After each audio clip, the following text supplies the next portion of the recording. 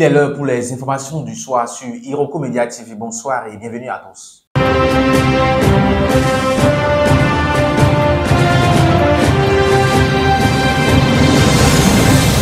On prend la direction en ouverture de cette session informative du Togo où le rappeur Amon s'est exprimé pour la première fois depuis sa libération.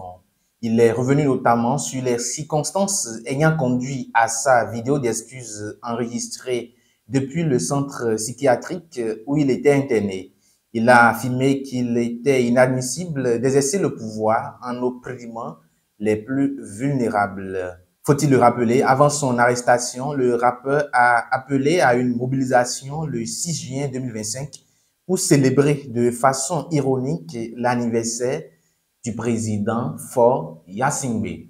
Au Gabon, le président Brice Clotaire Oligui Nguema a lancé son parti politique. 2 mois après sa victoire à la présidentielle, le président gabonais a officiellement lancé ce dimanche à Libreville l'Union démocratique des bâtisseurs.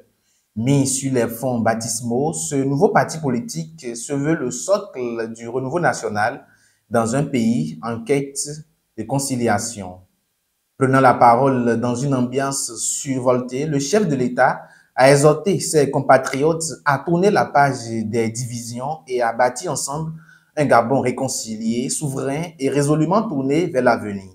Ce discours, prononcé dans un style direct et volontariste, a été accueilli par de longues ovations. Le temps est venu d'agir, a-t-il martelé, comme pour inscrire sa présidence dans une logique de rupture avec les pratiques du passé.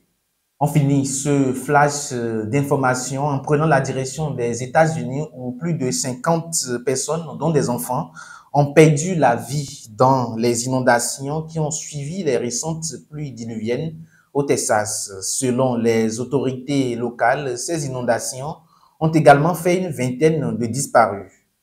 En dehors des décès, on déplore également une vingtaine de disparus après ces inondations dévastatrices. Selon le média français, le sort de 750 jeunes entre 8 et 18 ans actuellement dans un camp d'été pour filles sur les rives du fleuve Guadeloupe préoccupe les autorités. Cela ne signifie pas qu'elles font partie des victimes.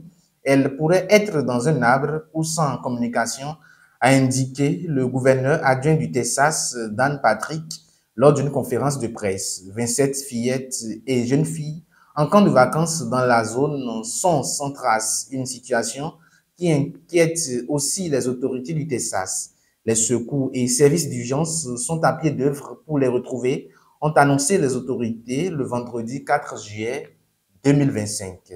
Plus de 200 personnes ont notamment été déjà secourues par les équipes de sauvetage après ces inondations. Voilà, ainsi s'achève cette édition vespérale. Merci de l'avoir suivi et à très vite.